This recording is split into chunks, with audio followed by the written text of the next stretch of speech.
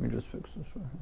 Hello YouTube, it's your favorite English teacher here, and today we're going to talk about one of my favorite authors of all time. An author who at a very young age inspired me to write my own children's books, link in bio. The author is Roald Dahl. For those of you who may not know, Roald Dahl is a British children's book author whose famous works include Charlie and the Chocolate Factory, Matilda, the BFG, and many others. Now, this being my first YouTube video ever on the Scary Hug Books channel, I want to give some context as to why I chose Roald Dahl to be my first author to ramble on about. This will certainly not be the last time you hear the story, but I remember reading Roald Dahl, specifically Danny the Champion of the World, in 6th grade. And I remember finishing the book during independent reading time, standing up from my desk to take that AR test, and I remember thinking to myself, if I ever write a book, it will probably end up something like this.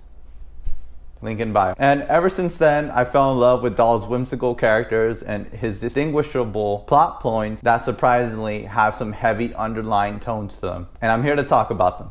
But before I do that, let me bring you to today's sponsor, Jose Potter. If you didn't catch on already, it's me. I'm Jose Potter. Jose Potter is my pseudonym. I have 2 children's chapter books out right now, Peach Fuzz and Jorge the Trumpeter, or as I like to call the second book, The Spanglish Tale of a Boy and a Pig on a Terrific Journey to Return Their Friends Back Home. Both are chapter books, and as a DACA recipient and as a Mexican growing up in the Yeehaw state of Arizona, there are some politically charged streams sprinkled in there. That sounds like a right treat to you. You can click on the Amazon link down below in the description, or if you just want to support, you can most definitely do that. Currently, Peach Fuzz is $6.99 on Amazon, while my most recent book, Jorge the Trumpeter, is $7.99 on Amazon. So if you like this video and want to support more content like this, please click the link down below. If you do buy a copy, please feel free to leave a review on Amazon or just drop a comment down below. I love to hear your guys' thoughts on it. But there's absolutely no pressure in buying anything. Everyone and anyone is welcome in my classroom. So with that being said, let's get back to the video. And to have a better understanding of Roald Dahl and why he writes the way that he writes, we have to take a deep look into his life to understand the foundations for his whimsical but mischievous writing style that he's so well known for.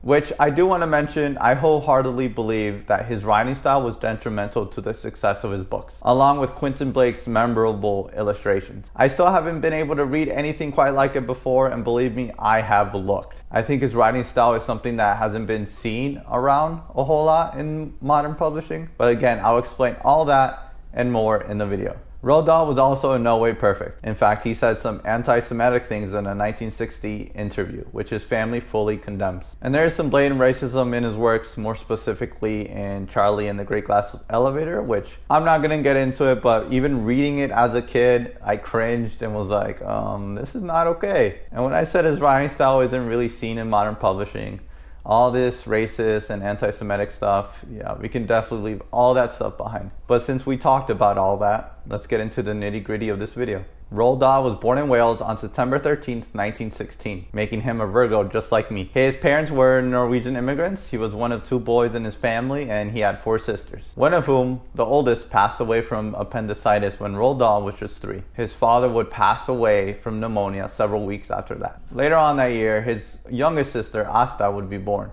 And all of this happened around the time that Roald Dahl was just 3 years old. Granted, he probably didn't know a whole lot that was going on at the time, but it was still probably enough to affect him. As in many of his books, the protagonists don't usually have brothers or sisters. And if they do, like in Matilda, they never talk. And if they ever do, it's not a pleasant experience that will make one think, wow, they are very sweet to each other. Roald Dahl was also very mischievous in nature. He was just like any other English boy his age, and a lot of his childhood experiences set the framework for his future works. In fact, in Matilda, the Trunchbull was inspired by Mrs. Pratt, which is a pseudonym that was created for a mean old woman who owned the local sweet shop. Her actual name was Catherine Morgan, and she was the victim of a devious plot plotted by Roald Dahl and his friends when Roald Dahl was just a boy. The prank was even given a name by the boys, the Great Mouse Plot of 1924. And if you've ever read any of Roald Dahl's books, you know where this is going. So pretty much it's like in Matilda, where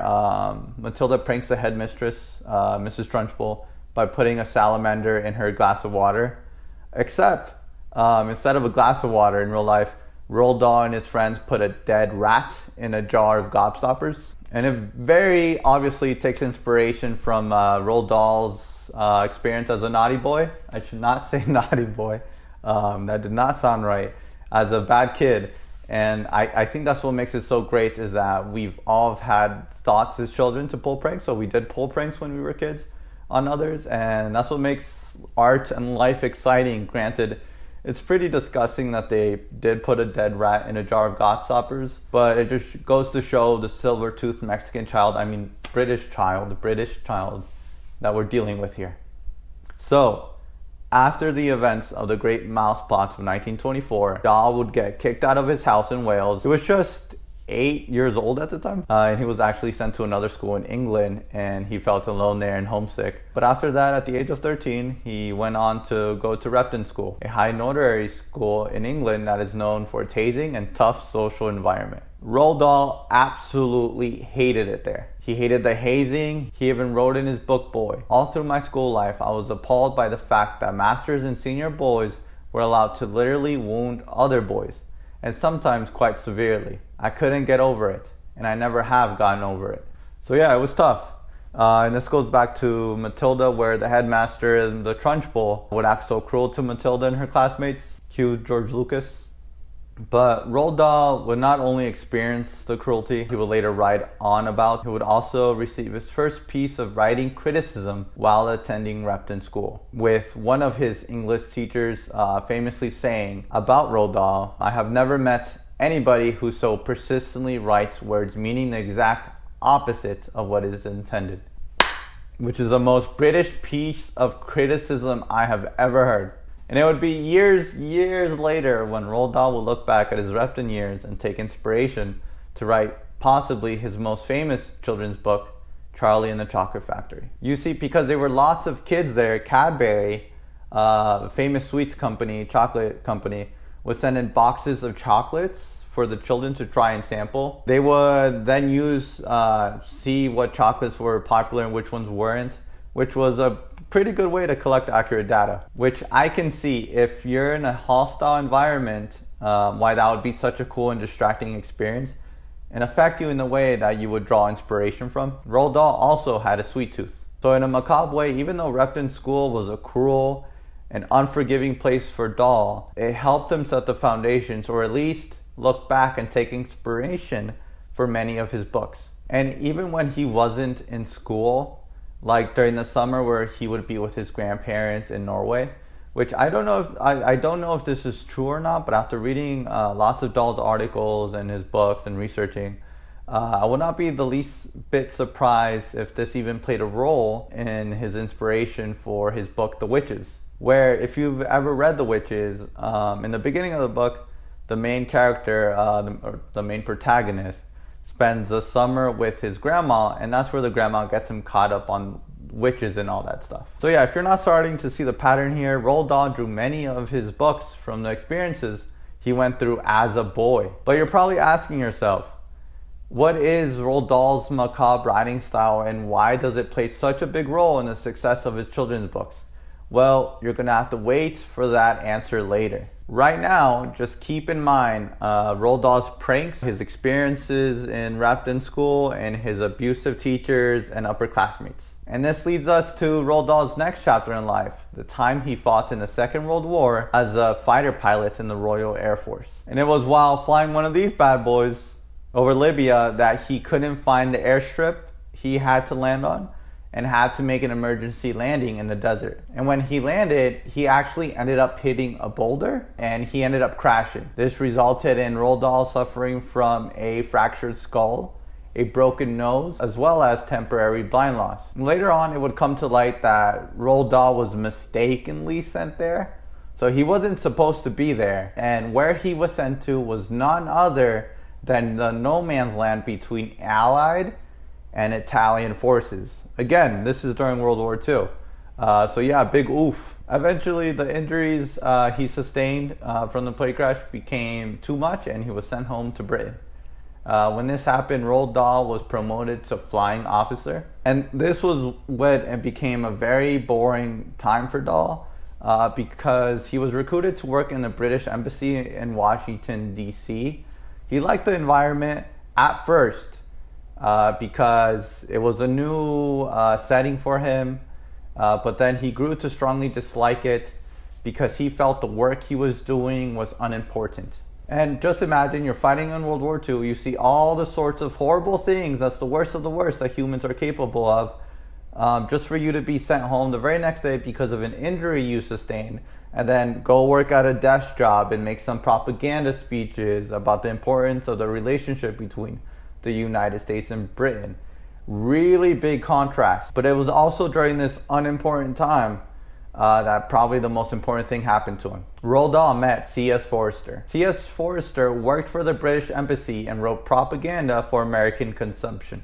So C.S. Forester knew of Roald Dahl's time in the Royal Air Force and wanted to write a piece about his experience as a fighter pilot. He asked Roald Dahl if he could write an outline about his flying experience, and then Forster would then look over them and shape it into a story. But once Roald Dahl turned in his outline, Forster was so impressed by his work that he just left it published as is, with the only difference being the title. Roald Dahl initially titled it A Piece of Cake, but since this was a propaganda piece, it would later be changed to Shot Down Over Libya, which, if you remember, Roald Dahl's plane was never shot down.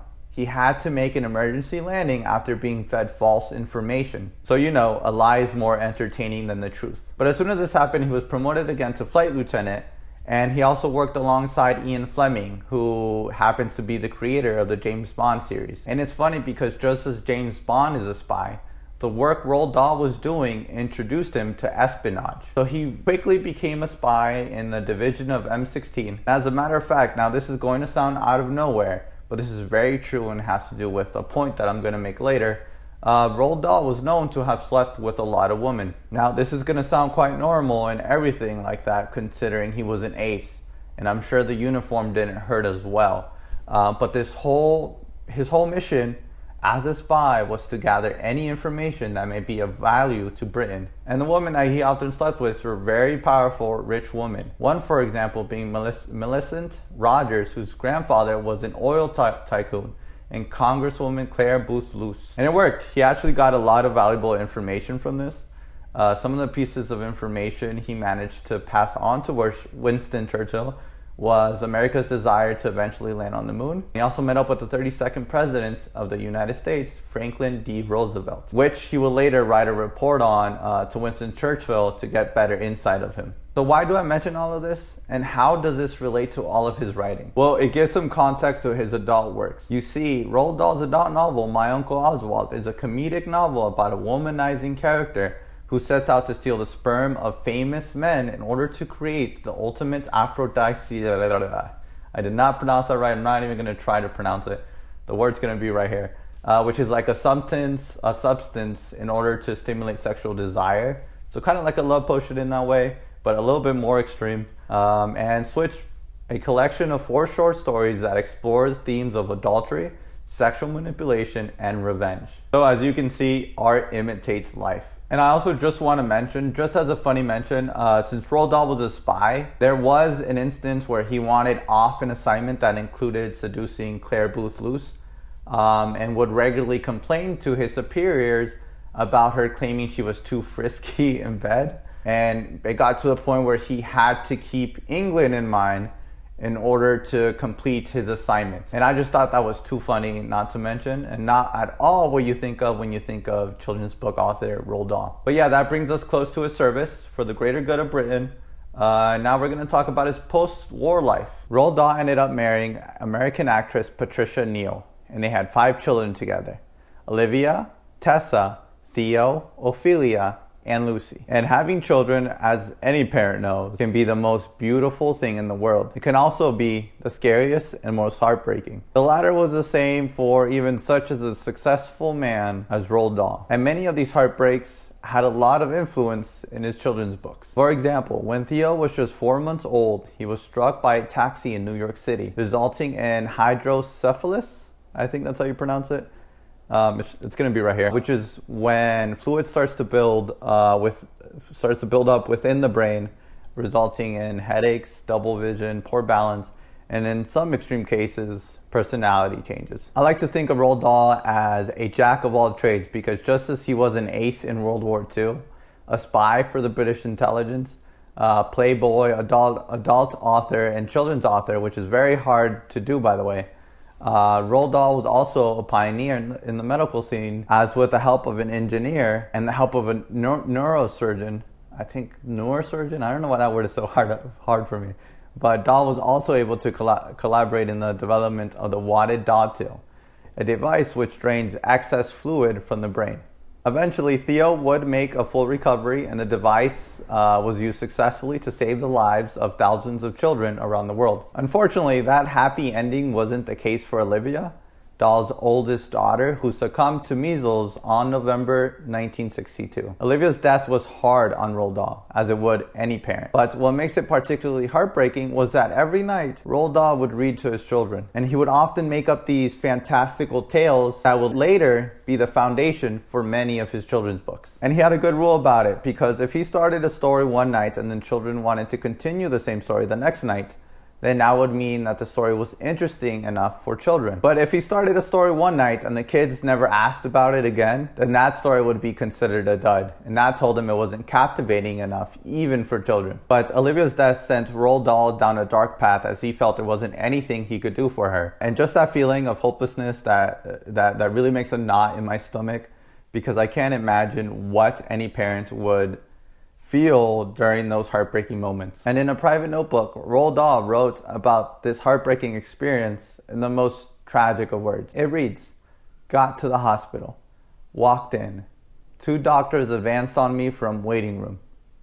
How is she? I'm afraid it's too late. I went into her room. She was over her. Doctor said to nurse, go out. Leave him alone. I kissed her. She was warm. I went out. She is warm, I said to the doctor in the hall. Why is she warm? Of course, he said. I left. He dedicated his book, The BFG, to Olivia, and he became an advocate for children getting their immunizations during a rise in measles cases in the United Kingdom, saying, and I'm going to read this whole thing here, so please bear with me. Olivia, my eldest daughter, caught measles when she was 7 years old. As the illness took its usual course, I remember reading to her often in bed and not feeling particularly alarmed about it. Then one morning, when she was well on the road to recovery, I was sitting on her bed showing her how to fashion little animals out of colored pipe cleaners. And when it came time to her turn to make one herself, I noticed that her fingers and her mind were not working together, and she couldn't do anything. Are you feeling all right? I asked her. I feel all sleepy, she said. In an hour, she was unconscious. In 12 hours, she was dead. The measles had turned into a terrible thing called mesoencephalus, and there was nothing the doctors could do to save her. That was 24 years ago in 1962. But even now, if a child with measles happens to develop the same deadly reaction from measles as Olivia did, there would still be nothing the doctors could do to help her. On the other hand, there is today something that parents can do to make sure that this sort of tragedy does not happen to a child of theirs. They can insist that their child is immunized against measles. I was unable to do that for Olivia in 1962 because in those days, a reliable measles vaccine had not been discovered. Today, a good and safe vaccine is available to every family, and all you have to do is ask your doctor to administer it. It is not yet generally accepted that measles can be a dangerous illness. Believe me, it is. In my opinion, parents who now refuse to have their children immunized are putting their lives of those children at risk. In America, where measles immunization is compulsory, measles, like smallpox, has been virtually wiped out. Here in Britain, because so many parents refuse, either out of obstinacy or ignorance or fear, to allow their children to be immunized, we still have over 100,000 cases of measles every year. Out of those, more than 10,000 will suffer side effects of one kind or another. At least 10,000 will develop ear or chest infections. About 20 will die. Let that sink in. Every year, around 20 children will die in Britain from measles. So what about the risk that your children will run from being immunized? They are almost non-existent. Listen to this. In a district of around 300,000 people, there would be only one child every 250 years who would develop serious side effects from measles immunization. That is about 1,000,000 to 1 chance. I should think there would be more chance of your child choking to death on a chocolate bar than of becoming seriously ill from a measles immunization. So what on earth are you worrying about? It really is almost a crime to allow your children to go unimmunized. The ideal time to have it done is at 13 months, but it is never too late. All children who have not yet had a measles immunization should beg their parents to arrange for them to have one as soon as possible. Incidentally, I dedicated 2 of my books to Olivia. The first was James and the Giant Peach. That was when she was still alive. The second was a BFG, dedicated to her memory after she had died from measles. You will see her name at the beginning of each of these books, and I know how happy she would be if only she could know that her death had helped to save a good deal of illness and death among other children. After Olivia's death, Roald Dahl struggled with his faith, and rightfully so. But right when he went to a priest for guidance, a archbishop pretty much told him that Olivia was in a much better place alongside with their dog, who had also passed away. Roald Dahl didn't like this answer and asked the archbishop how could he be so sure that dogs get the same treatment as us. And he got the idea that the archbishop didn't have any idea what he was talking about, and that no one on this planet had any real answers, which really illustrates the pain and suffering that Roald Dahl must have been going through. To lose a daughter or a son and not being able to do anything about it must be the hardest test of faith anyone can go through. And for Roald Dahl to dedicate a book so late into his career, which was the BFG in 1982, to Olivia, it really shows that he truly never healed from losing his oldest daughter, and that he loved her, and he never forgot about her, even up until his death in 1990. Which I don't blame him for, because any parent who loses a child, those wounds never heal, and their memories always stick with you. Even if they were in your life for the briefest moments of time, a parent, a loving parent that is, because there is such thing as bad parents, never forgets their child. And just as Roald Dahl took a lot of stories from making them up in his head and telling them to his kids right before bed, Roald Dahl also took a lot of inspiration from fables his mother would tell him. And those fables were usually based on Norway folktales from where his mother's family lived in Norway. And if you remember me saying in the beginning of this video, Norway is where he would spend most of his summers at. And this is relevant because this will essentially be the crux of most of his children's stories. You take an existing folktale, add a twist in the end of the book, and you make it Dahl-esque. And Dahl-esque is actually a word that is used to describe his children's books, because they are often filled with black humor and grotesque adult villains. So in other words, Dahl made it his own. The Gremlins, being his first children's book, is no different and uses the same formula. The story revolves around mythical creatures called gremlins, who are believed to cause mechanical problems in airplanes during World War II. Again, going with the whole mythology thing that he is most well known for. Remember, take an existing folktale, Gremlins. And Dahl wrote, don't kill me if I'm wrong, but I want to say he wrote most of his children's books in a small writing hut behind his house. He would spend 2 hours writing in the morning and 2 hours writing in the afternoon. Much better writing schedule than someone like the Fear and Loathing guy. I am going to make another video about a separate video, just because his whole routine and his whole persona, his personality, was just bonkers. If you like this content and you're looking for more, please don't forget to comment, like, and subscribe so you don't miss any future videos. And that's how he would be able to churn them out in reasonable time. But the next children's books after The Gremlins would be some of the most defining books of the 20th century. Starting with 1961's James and the Giant Peach.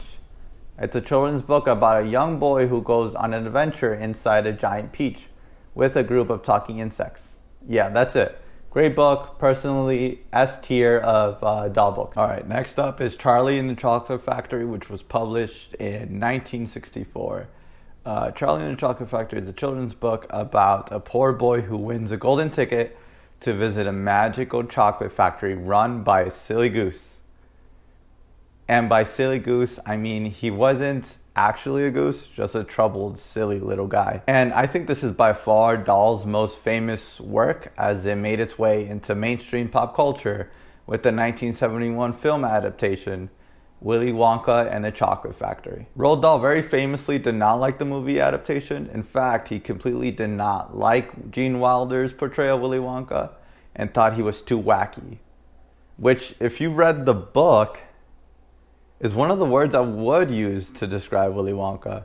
So it's really strange to me that Dahl wouldn't like it, but again, he is entitled to his own opinion. This book also got a lot of flack by his portrayal of the Oompa Loompas, which were originally African pygmies. But Roald Dahl would later take heat from this, and rightfully so, where he would respond with, "It didn't occur to me that my depiction of the Oompa Loompas was racist, but it did occur to the NAACP and others," which is why I revised the book. So yeah, he changed it. Whether you think he did it because of shame or regret, or if you think he just didn't want to ruin his reputation or his bottom dollar, which is honestly what I believe in, that is up to you to decide. Next up after that is The Magic Finger, which was published in 1966.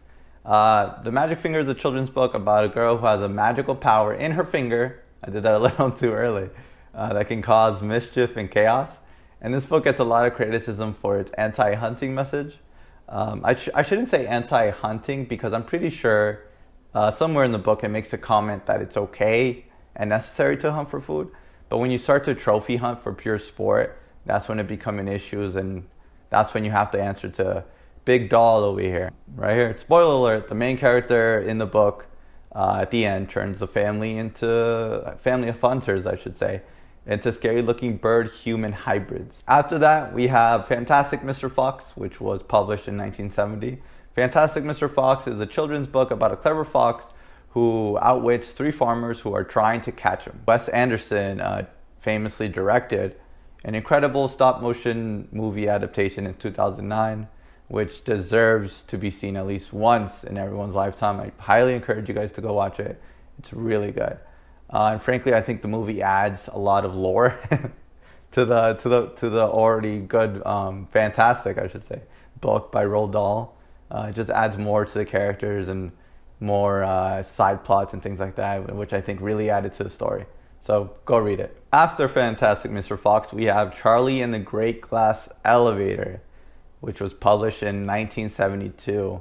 Charlie and the Great Glass Elevator is a children's book sequel to, you guessed it, Charlie and the Chocolate Factory, where Charlie and Mr. Wonka go on a bizarre space adventure. This, by far, is, I think, the weirdest one on here, and for good reason. It doesn't read anything like Charlie and the Chocolate Factory. It's a little bit more complex. The words, just how you read them or how it's read, it's very different. There's essentially two halves to the story. The first half takes place in outer space, immediately following the events of Charlie and the Chocolate Factory. And the second half takes place in this weird plane of existence, which is located somewhere far beneath the surface of the earth, which sounds great in concept, but because you go from being high up in the sky to the point that you're in outer space to being far below, almost at the core of the earth. So you have these two cool contradicting settings where you could neatly split the story in half.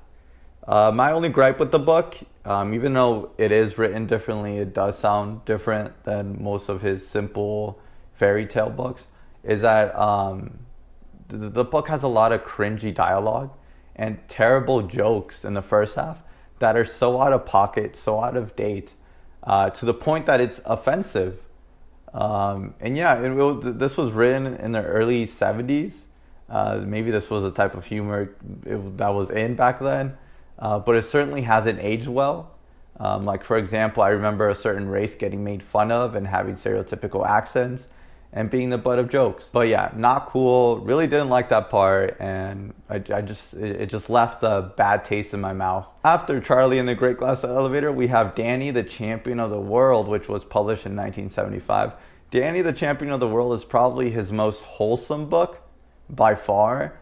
It's a children's book about a young boy who teams up with his father to steal pheasants. I think I'm saying that, pheasants or peasants. It's not peasants. Pheasants from a wealthy landowner. This is by far, like I said, his most wholesome book. And considering it's a father and son story, it makes sense. I remember just reading this and thinking how awesome it was and how laid back, and the stakes weren't real high. It was more personal. It was between the father and the son, and that's what mattered. And how if I ever became an author, I remember thinking if I ever became an author, then it would be something like this. Link in bio. After Danny and the Champion of the World, we have The Enormous Crocodile, which was published in 1978. The Enormous Crocodile is a children's book about a crocodile who wants to eat children and the animals who try to stop him. I'll be honest, I've never read this book. I think it's like a poetry book or a rhyme book. No, never read it. If I run into it at a thrift store or at a used bookstore, then I'll go ahead and read it. Or if it's that short, then I'll read it at Barnes and Noble. But yeah, unless it stumbles upon me, I'm not going to read it anytime soon. After that, we have The Twits, which was published in 1980. The Twits is a children's book about a cruel couple who play pranks on each other and animals around them. Good book, very simple, very straightforward, just two curmudgeons living together who just pull pranks on the animals and the animals pull pranks on them. So there you go. After The Twits, we have George's Marvelous Medicine, which was published in 1981. George's Marvelous Medicine is another body horror children's book, just because there are a lot of depictions of bodies and long necks and things contorting and things like that. So it's very humorous to kids, and I think that's what makes it so enticing, is that it's fun to look at, it's interesting, it's macabre, so to say. It's very macabre, and it's a children's book about a young boy who creates a magical potion to cure his mean grandmother. There's some body horror, like I said, similar to The Magic Finger. And my number one most favorite book by Roald Dahl, the book that Gobblefunk that was created for, which is the language that the big friendly giant speaks and spawned the creation of 238 new words. Which, if you haven't guessed it by now, it's the BFG. That's my favorite book by Roald Dahl. It was published in 1982. The BFG is a children's book about a young girl who befriends a big friendly giant and helps him stop the other, much more sinister giants from eating children. The BFG is my favorite book by Roald Dahl because it's just so imaginative, so creative. The twist at the end where they have to request the help of the Queen of England. I thought that was silly. I thought that was fun. And the fact that he created like a language for the big friendly giants, and then that language actually made an impact in English literature and created new words. I think that's awesome, and I think that's scrumdiddlyumptious.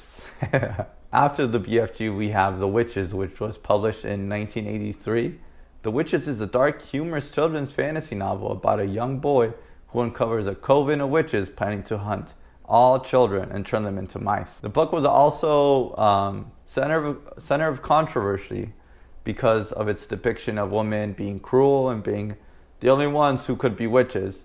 But even as a child, that never made sense to me, or I never got the idea that Roald Dahl was being sexist towards women, because the second most important character of the book is the protagonist's grandmother, who is a chain-smoking badass. After The Witches, we have The Giraffe and the Pelly and Me, which was published in 1985. It's a straightforward, simple children's book about a boy who becomes friends with a giraffe, a pelican, and a monkey who start a window cleaning business. 3 years later, we have Matilda, which was published in 1988.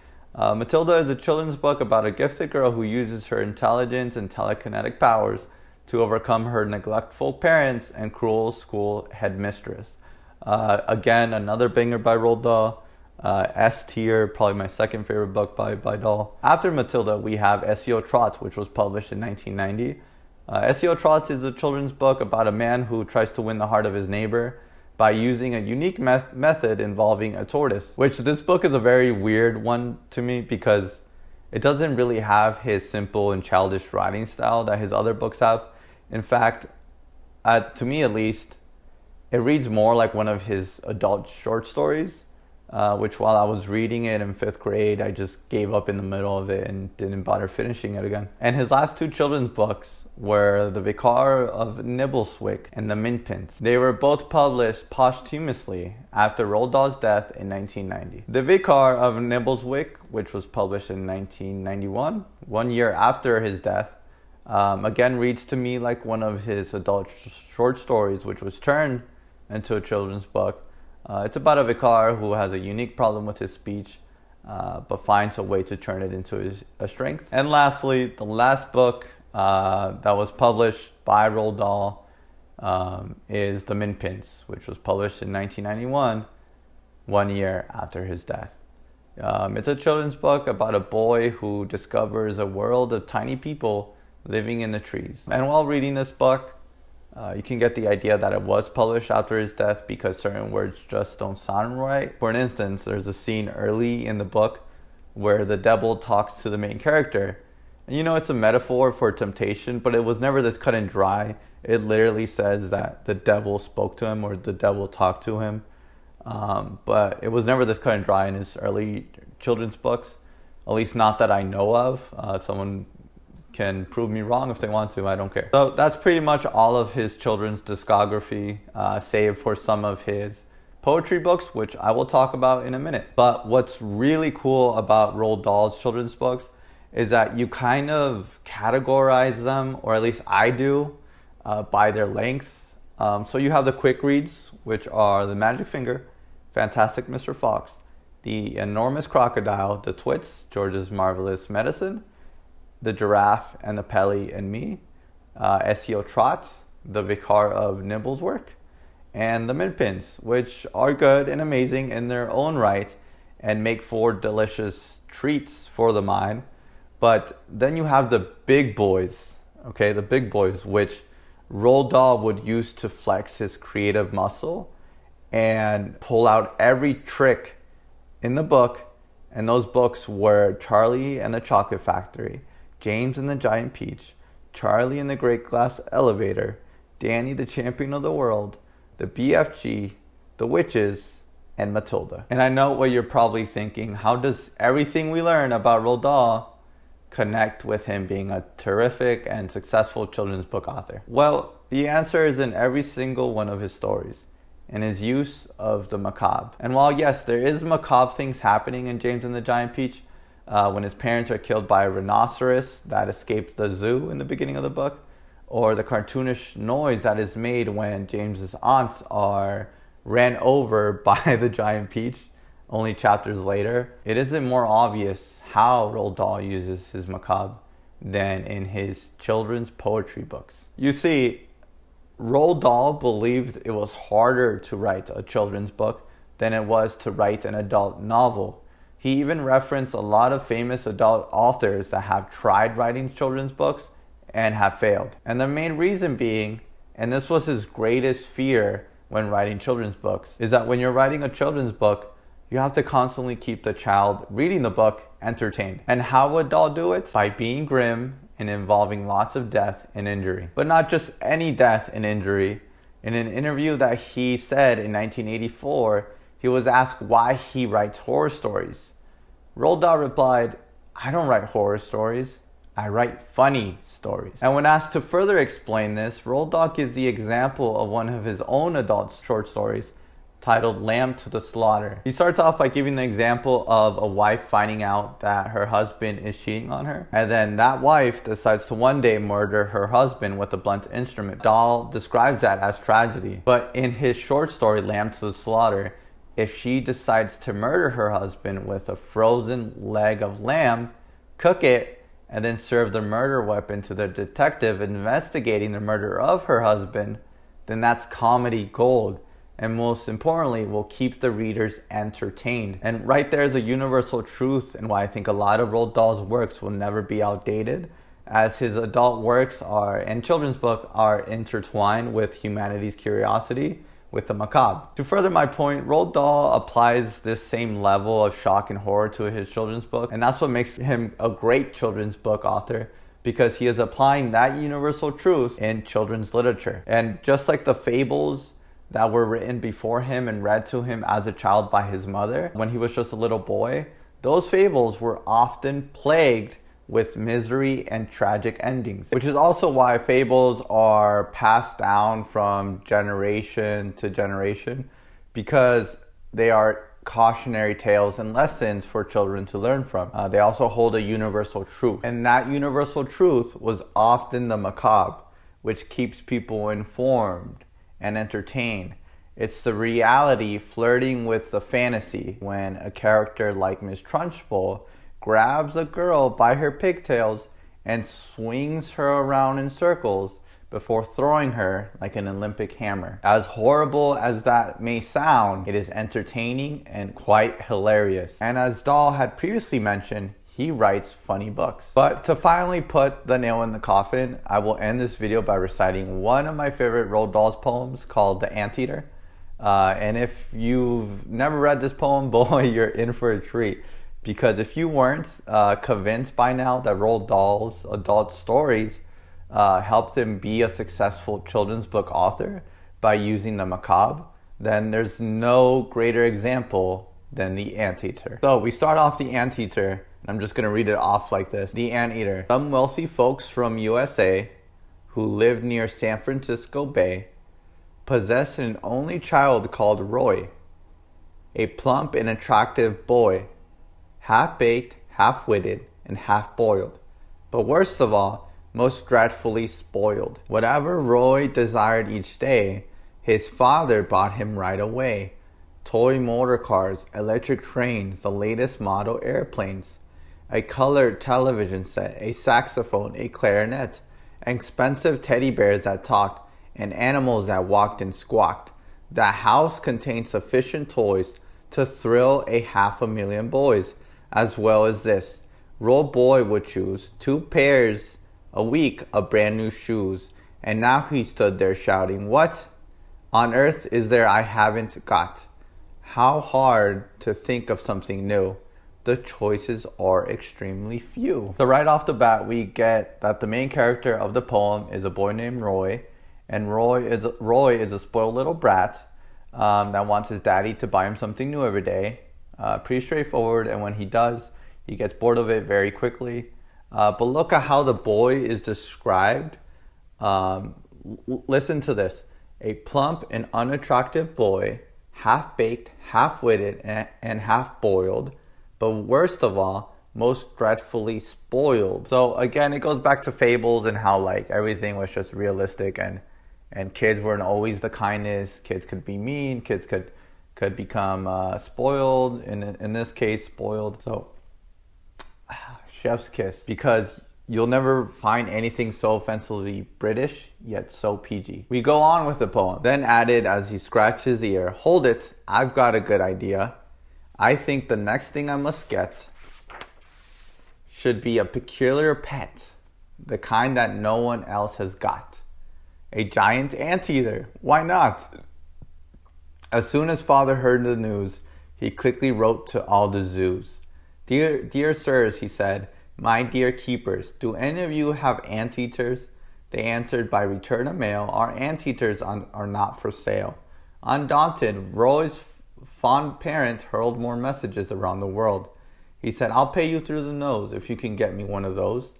At last he found an Indian gent. He lived near Delhi in a tent, who said that he would sacrifice his pet for an enormous price.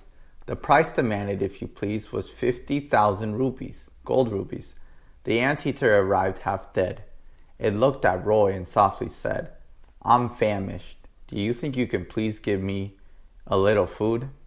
A crust of bread, a bit of meat?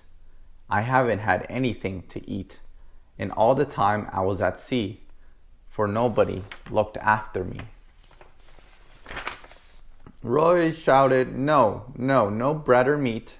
Go find some ants, that's what you eat." The starving creature crawled away. It searched the garden night and day. It hunted every inch of ground, but not one single ant it found. "Please give me food," the creature cried. "Go find an ant," the boy replied. By chance, upon that very day, Roy's sister came to stay. a foul old hag of 83, whose name, it seems, was Dorothy. She said to Roy, "Come, let us sit out in the sun and talk a bit." Roy said, "I don't believe you met my new and most unusual pet." He pointed down among the stones where something lay all skin and bones. "Anteater," he yelled, "don't lie there yawning. This is my aunt. Come say good morning." So while he's thinking of things his dad can buy him, he comes up with an anteater. And when his father buys him an anteater from an Indian guy in Delhi, it arrives across the globe hungry and half dead, starving. The anteater asks Roy for some food, but the spoiled little brat pays him no attention and simply swats him away, saying, "Go find some ants, that's what you eat." And at the end of the verse, we find out that Roy's father's sister is paying them a visit. And little Roy introduces his nearly dead anteater to his aunt. And you can probably guess where Dahl is going with this. Funny enough, Roald Dahl uses this time to explain to the reader who may not be from America or not understand American accents why this is a sign of trouble to come, as the poem stops with a brief interjection as Dahl kind of takes a jab at English in America and explains, "Some people in the USA have trouble with the words they say. However hard they try, they can't pronounce simple words like aunt. Instead of aunt, they call it ant. Instead of can't, they call it can't." Which I blame the Cowboys for that. I don't know what else to say. It's the Cowboys' fault. After that, the poem continues. Roy yelled, "Come here, you so-and-so. My aunt would like to say hello." Slowly, the creature raised its head. "Do you mean that's an ant?" it said. "Of course," called Roy, "an Aunt Dorothy. This ant is over 83. The creature smiled. Its tummy rumbled. It licked its starving lips and mumbled, "A giant ant? By gosh, a winner. At last I'll get a decent dinner. No matter if it's 83, if that's an ant, then it's for me." Then, taking a very careful aim, it pounced upon the startled dame. It grabbed her firmly by the hair and ate her up right then and there, murmuring as it chewed the feet, "The largest ant I'll ever eat." Meanwhile, our hero Roy had sped in terror to the potting shed and tried to make himself obscure behind a pile of horse manure. But an anteater came sneaking in. Already it was much less thin, and said to Roy, "You little squirts, I think I'll have you for dessert." So as if eating Roy's 83-year-old aunt wasn't enough, the anteater goes after Roy. Terrified, Roy runs away inside a shed, and funny enough, is described as a hero in a sarcastic tone. At least that's how I read it. Because even though he is our main character, Roy has done nothing of worthiness to be described as a hero, except maybe to himself, as he knows his life is in danger. But that doesn't stop our good old anteater, who is, by the way, described as already being less thin from eating Roy's aunt, and saying to Roy, "I'll have you for dessert," but not before calling him a little squirt. So that is The Anteater by Roald Dahl. And I do want to touch back on something I mentioned earlier in the video. I still haven't been able to read anything quite like Roald Dahl's writing style, and I 100% still haven't, with only some books coming in close, like the Phantom Tollbooth, Matthew Looney series, The Search for Deliciousness. Crazy, I know. But it's just something about Dahl's personality that just really rubs off in his writing. It's not too pretentious, it doesn't take itself seriously, and I think the biggest thing is that it's simple and easy to read. So if you know any books or authors who share the same heart and style, please comment down below, let me know, and I'll look into it. I am planning on doing more author videos like these, and then later on do more videos where I go in depth on each particular work.